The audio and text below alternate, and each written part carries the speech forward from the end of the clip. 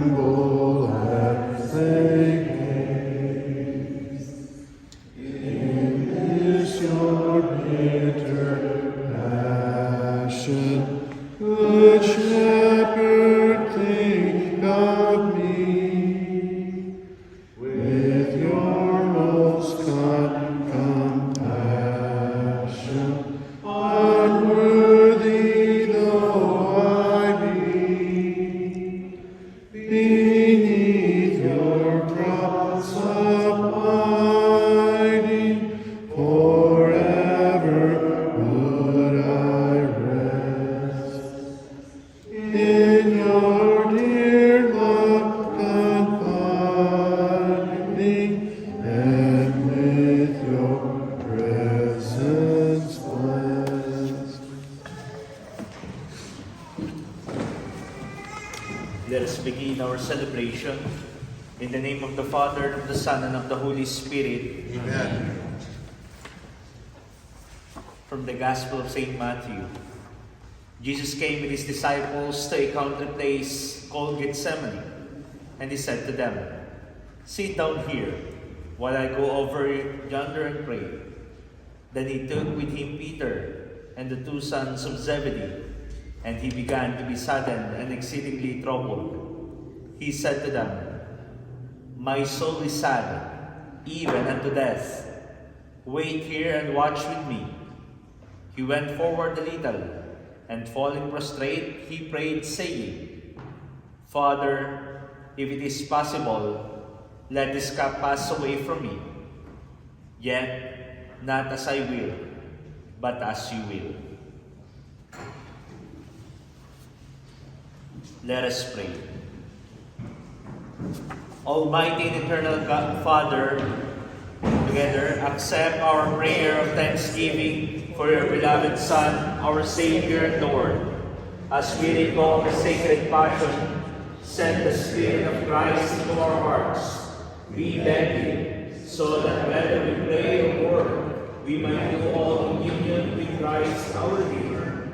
Amen.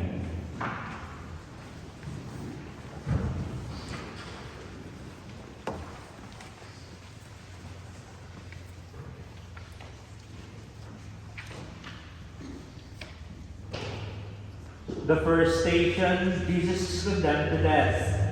We adore you, Christ, and we praise you.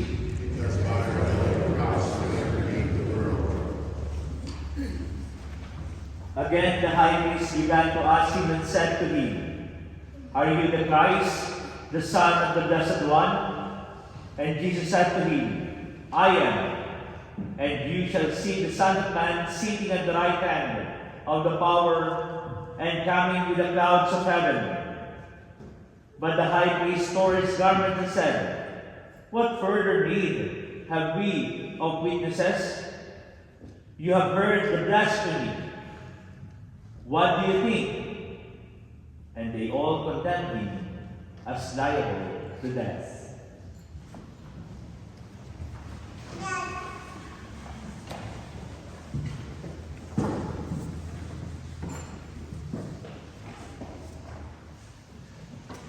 Together, the kings of the earth rise up, and the princes conspire together against the Lord and against His anointed. I will proclaim the decree of the Lord. The Lord says to me, "You are my son. This day I have begotten you. Ask of me, and I will give you the nations for an inheritance, and the ends of the earth for your possession." Let us pray. All-powerful and eternal God, for proclaiming the truth, your Son, Jesus Christ, is condemned to death by crucifixion. Stir up your love in our hearts, so that we might be ever faithful to all that you have told us, and fear nothing more than the loss of our friendship through sin. Amen.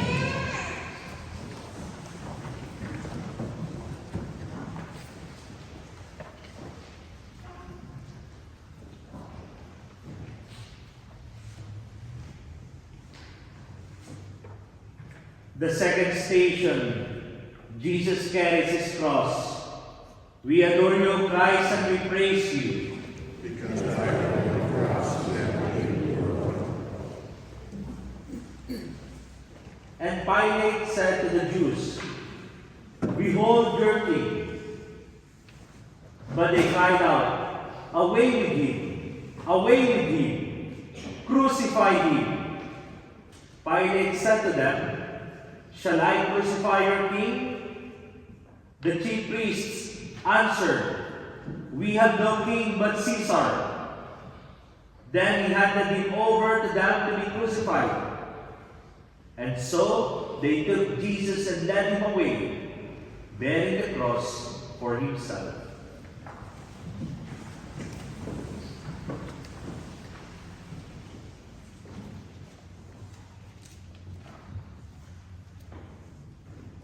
Together, who would believe what we have heard? To whom has the arm of the Lord been revealed? He grew up like something before him, like a shoot from the parched earth. There was indeed no state being buried to make us look at him, no appearance that would attract us to him. He was rejected and avoided by men, a man suffering, accustomed to infirmity, one of those for whom men turn away, and we held him no esteem. Let us pray. Father in heaven, your Son, Jesus Christ, still carries his cross in his persecuted brothers and sisters throughout the world. Make us feel the needs of all persons, so that we might as readily help them as we would help Jesus himself. Amen.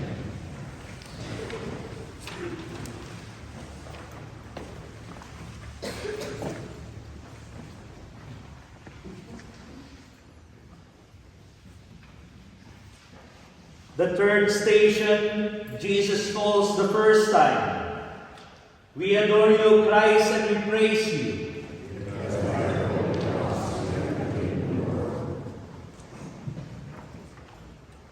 If the world hates you, you know that it has hated me before you.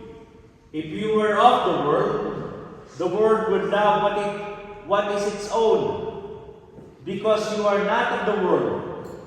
But I have chosen you out of the world. Therefore, the world hates you. Remember the word that I have spoken to you. No servant is greater than his master. If they have persecuted me, they will persecute you also.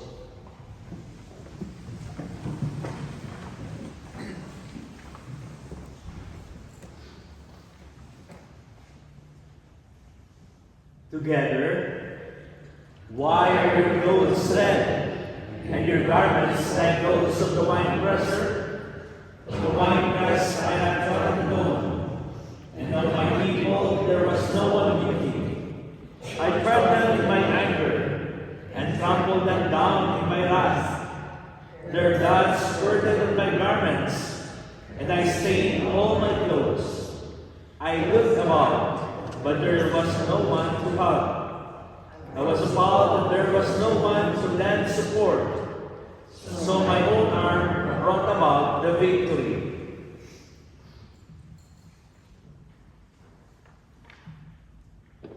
Let us pray. O God, to free us from sin and weakness, your Son Jesus Christ embraced his fearful passion and crucifixion.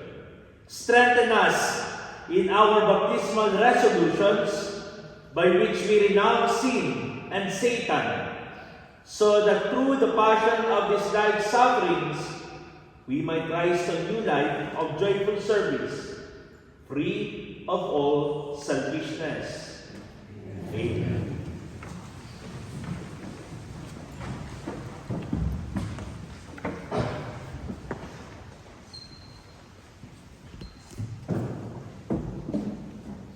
The fourth station, Jesus meets his afflicted mother. We adore you, Christ, and we praise you.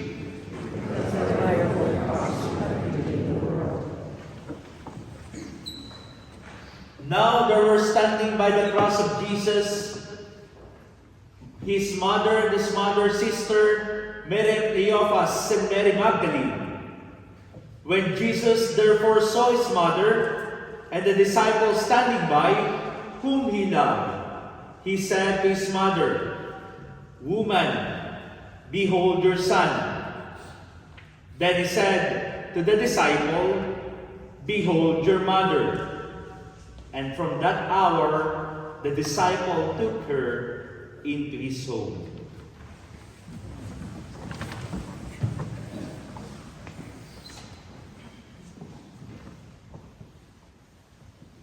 Together, to what can I compare you, O daughter Jerusalem?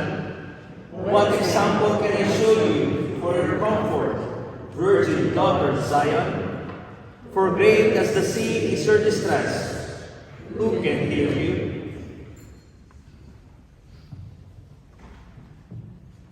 Let us pray. O blessed Lord, at your passion a sword of sorrow pierced the loving heart of your mother, as Simeon had foretold. Grant that we who look back on her sorrows with compassion might receive the healing fruits of your sufferings. Amen.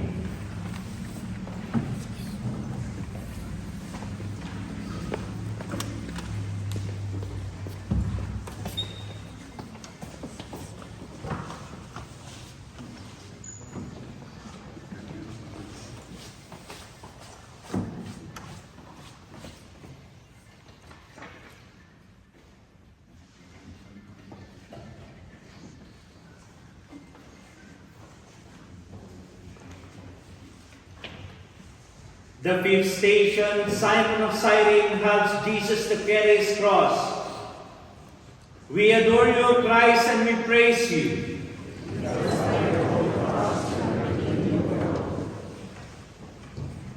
And when they had mocked Jesus, they took the purple cloak off and put his own clothes on him, and they led him out to be crucified. Then they forced a certain passerby, Simon of Cyrene, coming from the country, to take up his cross. They brought Jesus to the place called Golgotha, a name meaning the place of the skull.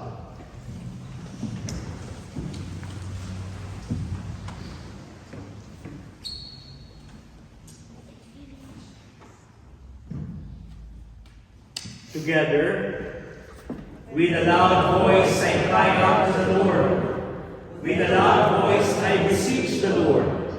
My complaint I pour out before him. Before him I lay bare my distress. When my spirit is faint within me, you know my path. In the way along which I walk, they have hid a trap for me. I look to the right to see, but there is no one who pays me heed. I have lost all means of escape. There is no one who cares for my life.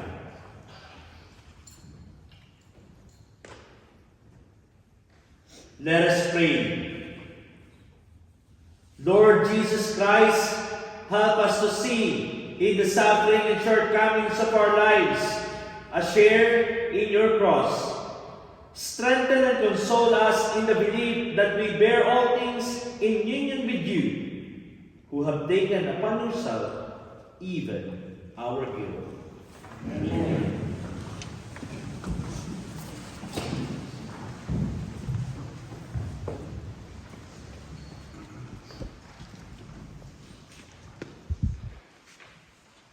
The sixth station, Veronica wipes the face of Jesus.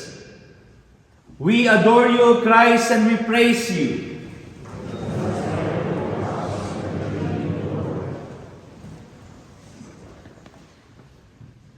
Lord, when did we see you hungry and feed you, or thirsty and give you drink?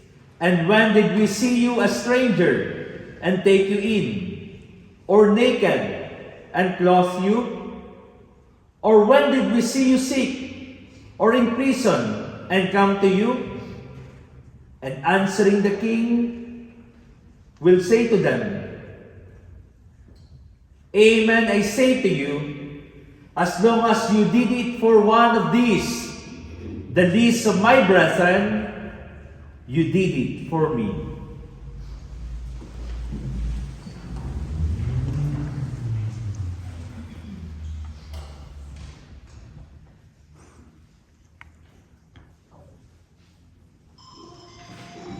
Together, a faithful friend is a sturdy shelter.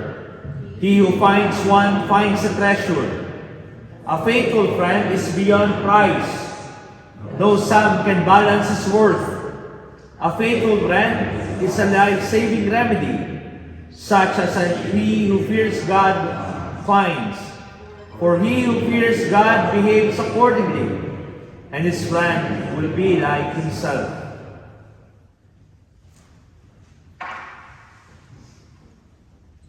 Let us pray. Almighty and ever-living God, we feel your love and understanding in the consolation and support we receive from one another. Give us, we beg you, the courage and dedication to sacrifice and suffer with those who are in need, the least of your people. Amen.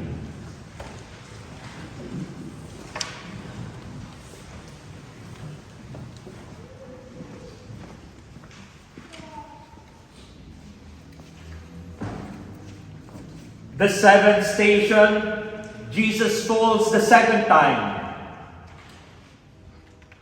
We adore you, Christ, and we praise you.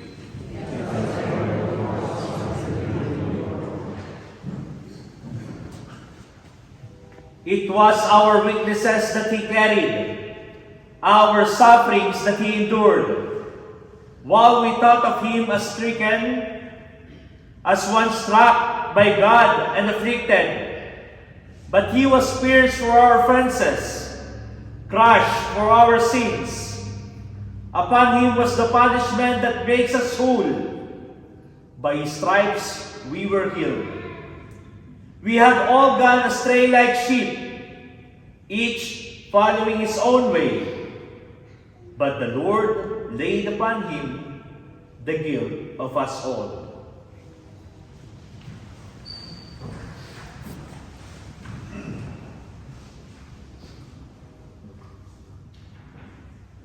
Together, though he was harshly treated, he submitted and opened not his mouth, like a lamb led to the slaughter, or a sheep before the shearers.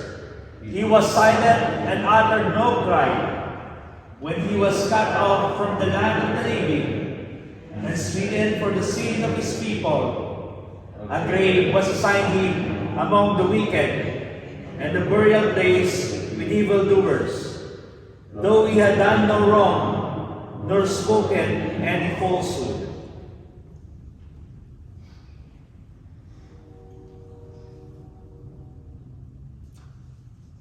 Let us pray. Lord Jesus Christ, you shared in our weaknesses and accepted our guilt. Grant us the favor of rejoicing over our human weaknesses, so that in all we do, your strength dwelling in us may be shown to all others. Amen.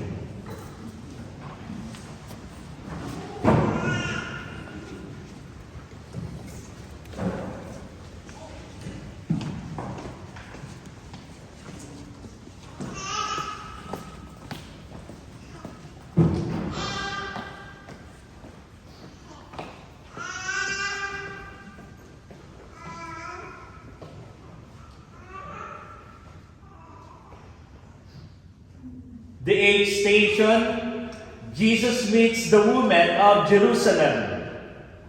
We adore you, Christ, and we praise you.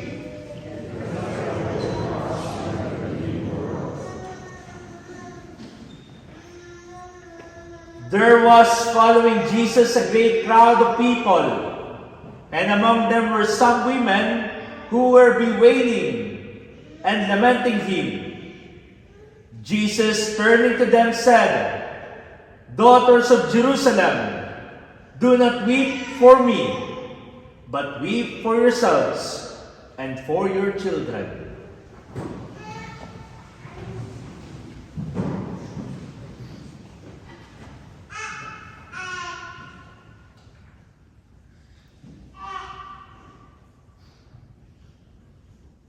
Together, come all you who pass by the way, look and see whether there is any suffering like my suffering with which the Lord has afflicted me on the day of his blazing wrath. At this I weep, my eyes land with tears. Far from me are all who could console me. Far away are any who might revive me.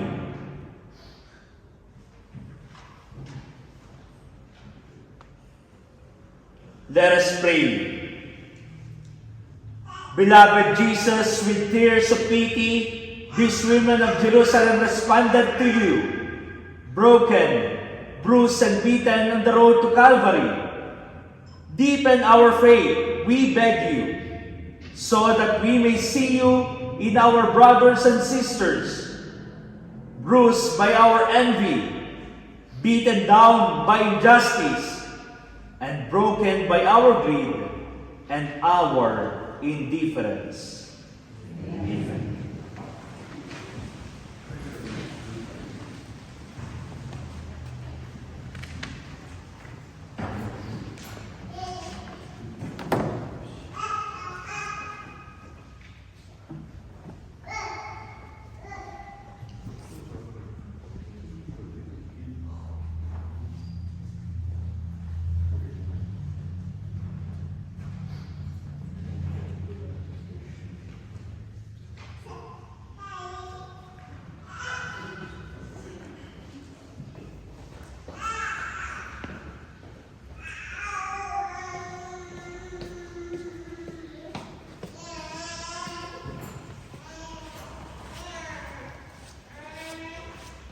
The ninth station, Jesus falls a third time. We adore you, Christ, and we praise you.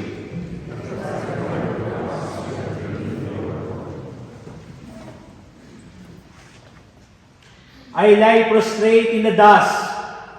Give me life according to your word. I declared my ways, and you answered me.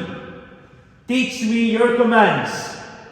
Make me understand the way of your precepts, and I will meditate on your wondrous deeds. My soul weeps for sorrow. Strengthen me with your words.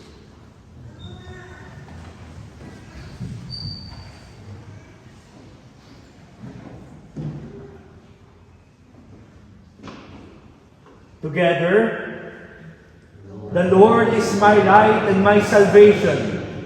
Whom shall I fear? The Lord is my life's refuge. Of whom should I be afraid? When evildoers come at me to devour my flesh, my foes and my enemies themselves stumble and fall. Though an army camp against me, my heart will not fear. Though war be waged upon me, even then will I trust. Let us pray. Almighty and eternal God, you permitted your Son to be weakened, crushed, and profaned, so that he might rise from the dead, freed from the ravages of sin. Help us to accept our weaknesses and failings as forerunners of our glorious resurrection, in union with your Son. Amen.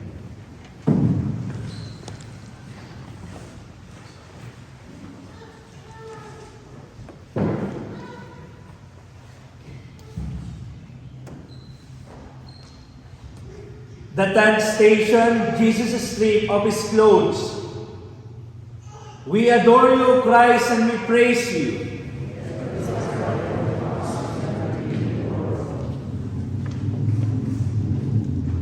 They gave Jesus wine to drink, mixed with gall. But when he had tasted it, he would not drink. Then after they had crucified him, they divided his clothes, casting lots, to fulfill what was spoken through the prophet. They divided my clothes among them, and upon my garments they cast lots.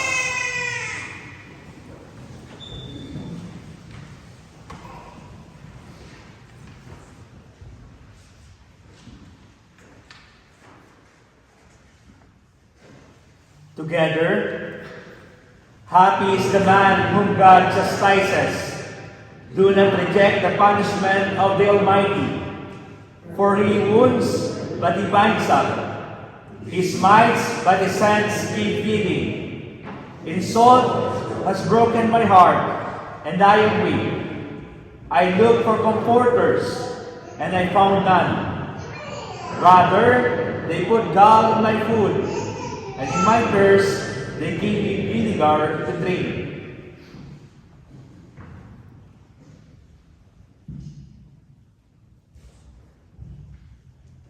Let us pray.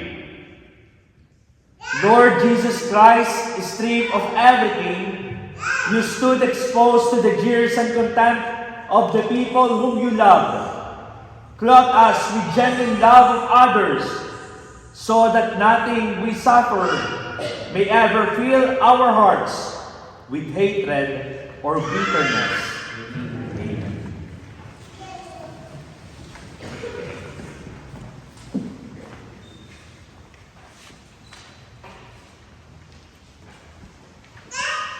The 11th station.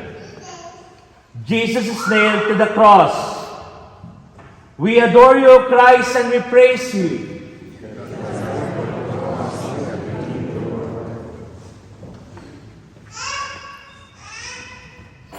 When they came to Golgotha, the place called the Skull, they crucified Jesus and the robbers, one on his right and the other on his left. And Jesus said, Father, forgive them, for they do not know what they are doing.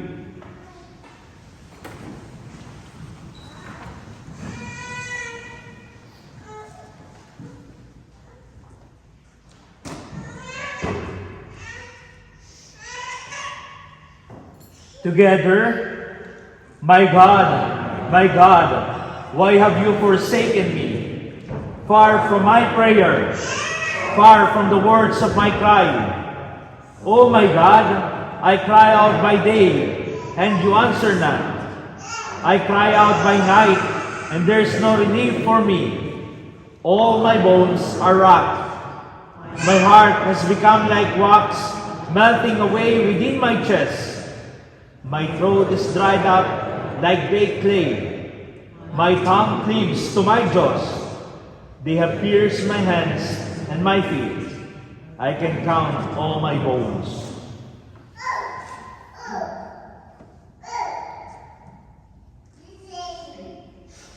Let us pray. Lord and Savior, you have told us that we too must accept crucifixion if we are to accept resurrection with you. Help us to rejoice in the sufferings that come with the fulfillment of our daily duties, seeing in them the royal road of the cross to the resurrection. Amen. Amen.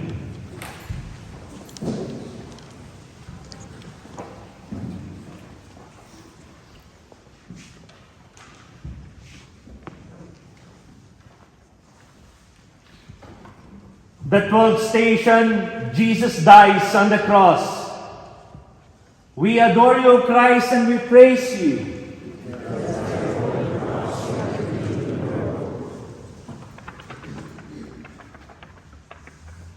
It was now about the 6th hour, and there was darkness over the whole land until the 9th hour, and the sun was darkened, and the curtain of the temple was turned in the middle. Jesus cried out with a loud voice and said, "It is finished." Father, into your hands I commend my spirit.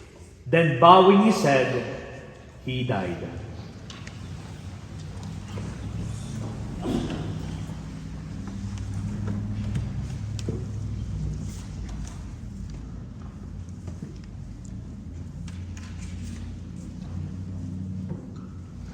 Together, my people, what have I done to you?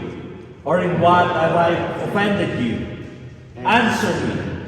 What more should I have done and did not do? I led you out of the land of Egypt, and you prepared the cross for me. I opened the Red Sea before you, and you opened my side with a lance. I gave you a royal scepter, and you have given me a crown of thorns. With great power I lifted you up, and you have hung me upon the cross. My people, what have I done to you? Or in what have I offended you? Answer me.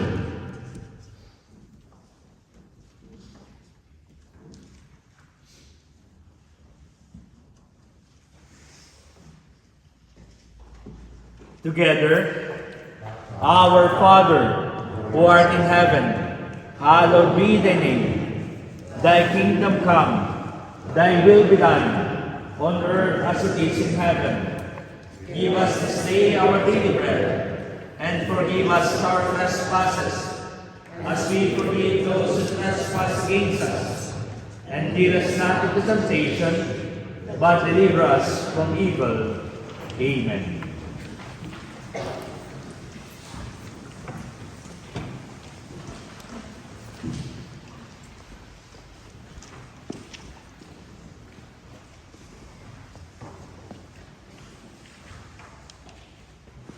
The 13th station, the body of Jesus taken down from the cross. We adore you, Christ, and we praise you.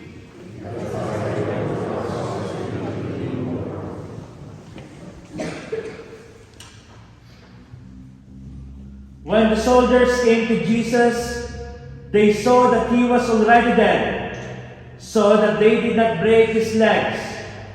But one of them opened his side with a lance, and immediately there came out blood and water. Joseph of Arimathea, because he was a disciple of Jesus, although a secret one for fear of the Jews, besought Pilate that he might take away the body of Jesus. And Pilate gave permission.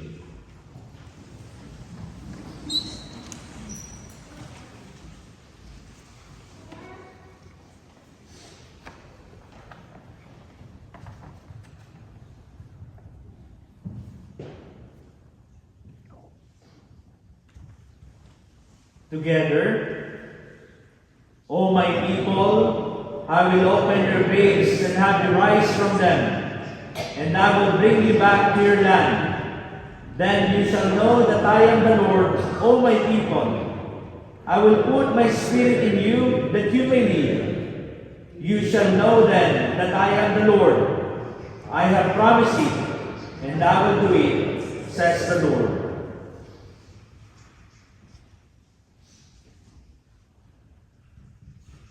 Let us pray. Beloved Savior, you returned to the Father all that He had given you, so that He might restore all to you 100-fold in the glorious resurrection. Help us, we beg you, to give generously of ourselves in all that we do for you, so that like you, we might be made perfect in a new resurrection. Amen.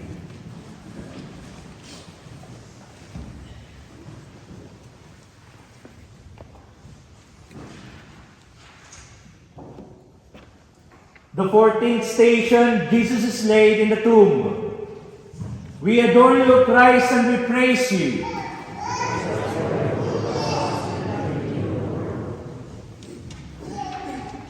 Joseph of Arimathea took the body of Jesus, and wrapping it in a clean linen cloth, he laid it in his new tomb, which he had hewn out of rock. Then he rolled a large stone against the entrance of the tomb and departed.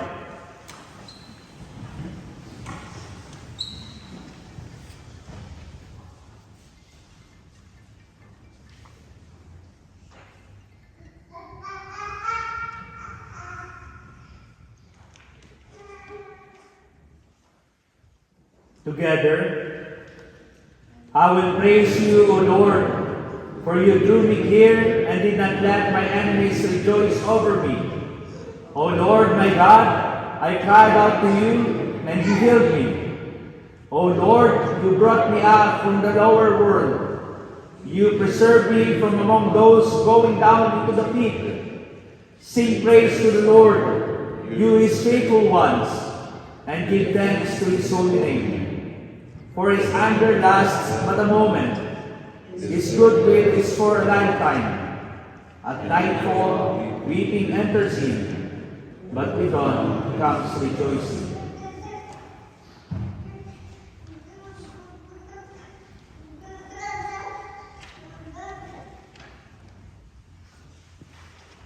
Let us pray.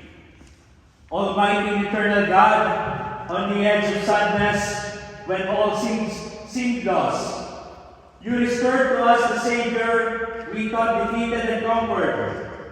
Help us, we beg you, so to empty ourselves of self-concern, that we might see your hand in every failure and your victory in every defeat. These things we ask in the name of your Son, Jesus Christ, who lives and reigns forever with you in the unity of the Holy Spirit. Amen.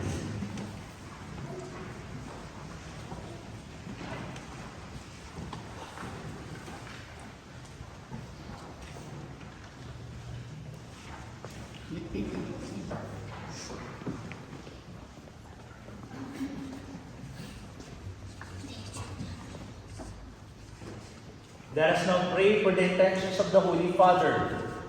Our Father who art in heaven, hallowed be thy name. Thy kingdom come, thy will be done on earth as it is in heaven. Give us this day our daily bread, and forgive us our trespasses, as we forgive those who trespass against us. And lead us not into temptation, but deliver us from evil. Hail Mary, full of grace, the Lord is with you. Blessed are you among women, and blessed is the fruit of thy womb, Jesus. Holy Mary, Mother of God, pray for us sinners, now and at the hour of our death. Amen. Glory be to the Father, and to the Son, and to the Holy Spirit, as it was in the beginning, is now, and ever shall be, world without end. Amen. Please be seated for a while. Allow me to take this opportunity to give a little bit of reflection, because this coming March, it will be the Guider, Deacon. And I want you to reflect on this particular question, which is also a song. Were you there when you crucified the Lord? And you know that song, right? Were you there when they crucified my Lord? Were you there when they crucified my Lord? Oh, sometimes it causes me to tremble, tremble, tremble.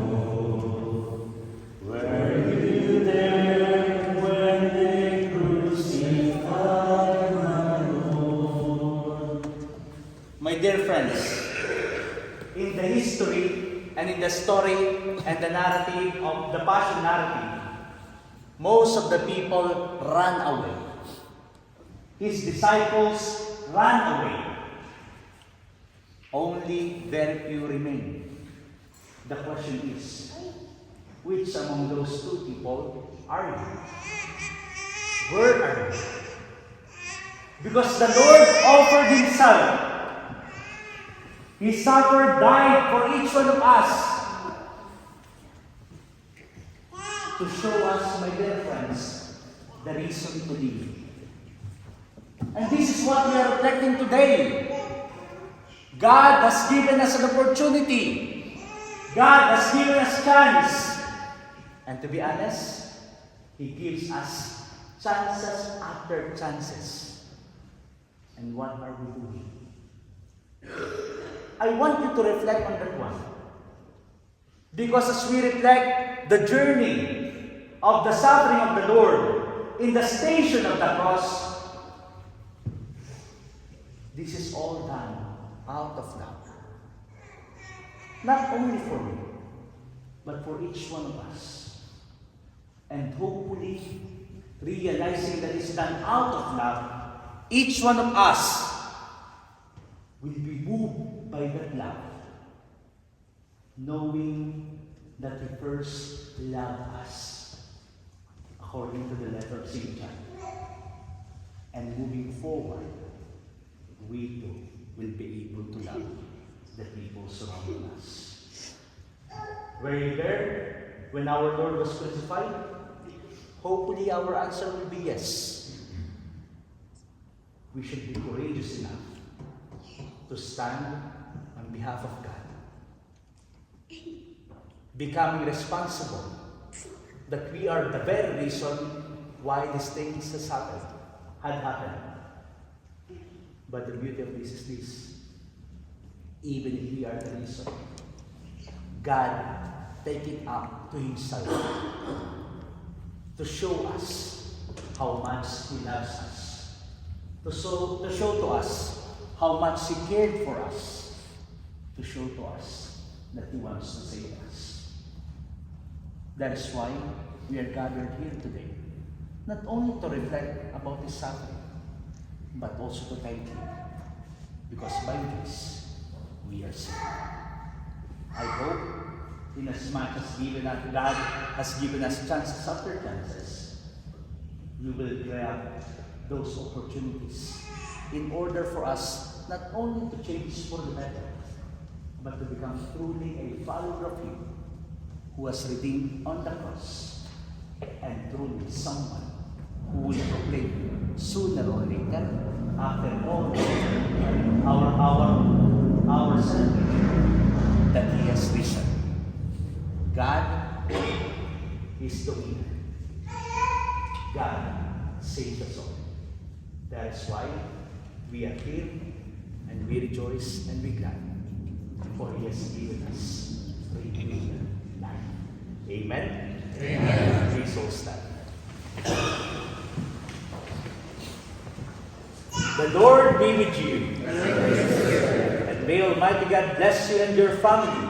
In the name of the Father, and of the Son, and of the Holy Spirit. Amen.